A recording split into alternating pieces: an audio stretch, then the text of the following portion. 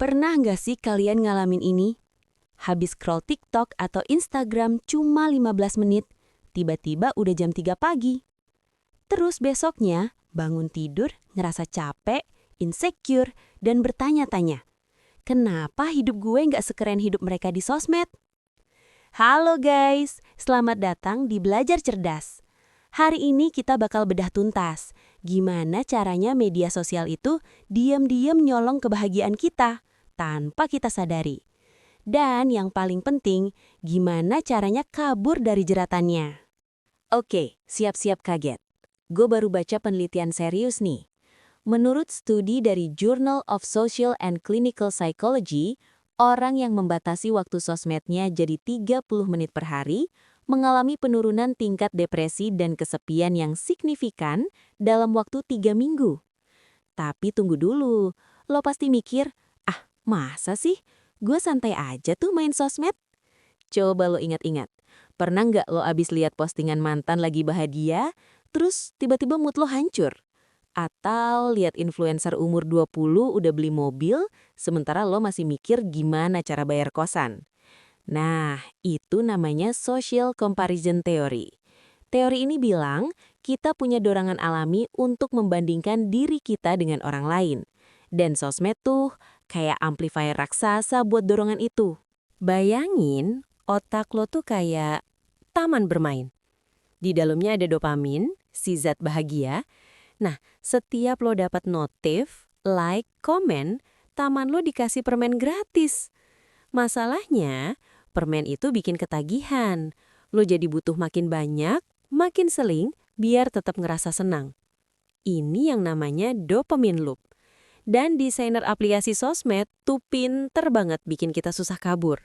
Mereka sengaja bikin fitur infinite scroll, notifikasi yang warna-warni, dan algoritma yang tahu persis apa yang kita suka. Hasilnya, kita jadi scroll, tanpa sadar udah buang 3 jam buat nonton video orang ngecat sofa. Gue mau cerita nih. Kenalin, ini Andi, usia 22 tahun. Halo, gue Andi. Gue tiap hari buka IG, lihat temen-temen pada nikah muda, sukses, liburan. Gue di kosan cuma makan mie instan. Parahnya, Andi ini nggak sadar dia cuma lihat highlight reel orang. Dia nggak lihat proses di balik layar, perjuangan, gagal, sedih, atau bahkan utang kartu kredit buat liburan itu. Dan inilah yang bikin sosmed itu berbahaya. Kita sering lupa, kita cuma lihat 1% terbaik dari hidup orang, tapi kita bandingin dengan 100% keseharian kita yang biasa-biasa aja. Hasilnya, anxiety, overthinking, dan perasaan kurang yang gak ada habisnya. Tapi tenang, gue gak bakal ninggalin lo dengan perasaan insecure doang. Ini dia, 5 jurus jitu biar lo tetap main sosmed tapi gak kejebak ilsi. 1. Detox digital 24 jam. Seminggu sekali, coba deh lo offline total 24 jam. Matiin HP, simpen di laci, dan gasp. Nikmatin dunia nyata. Lo bakal kaget, ternyata sunset itu lebih cantik dari filter Instagram. 2. Unfollow sadness. Beresin follow list lo. Masih follow mantan yang bikin lo sakit hati? Unfollow. Masih follow akun-akun yang bikin lo insecure? Mute. Kurasi sosmed lo kayak lo kurasi lemari baju. Yang gak dipakai, buang. 3. Batasi waktu saklek. Manfaatin fitur screen time di HP. Kasih batasan tegas. Misal cuma 30 menit per hari buat IG. Abis itu, locked. 4. Ganti kebiasaan. Biasanya lo buka IG pas bangun tidur, ganti jadi baca buku 5 menit. Biasanya lo scroll TikTok sebelum tidur, ganti jadi dengerin musik atau podcast. 5. Ingat, itu bukan hidup mereka yang utuh. Setiap kali lo mulai insecure lihat postingan orang, ulang mantra ini.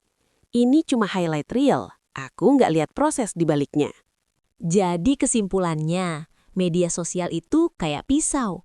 Bisa dipakai masak, bisa dipakai crime scene, tergantung yang megang.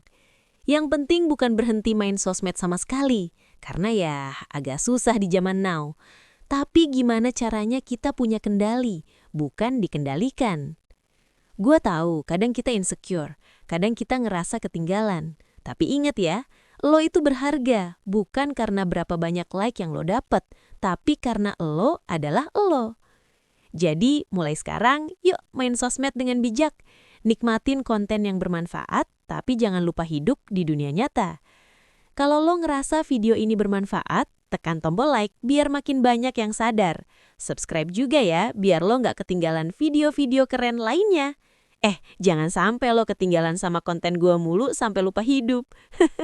Oke, see you di video selanjutnya. Salam sadar diri.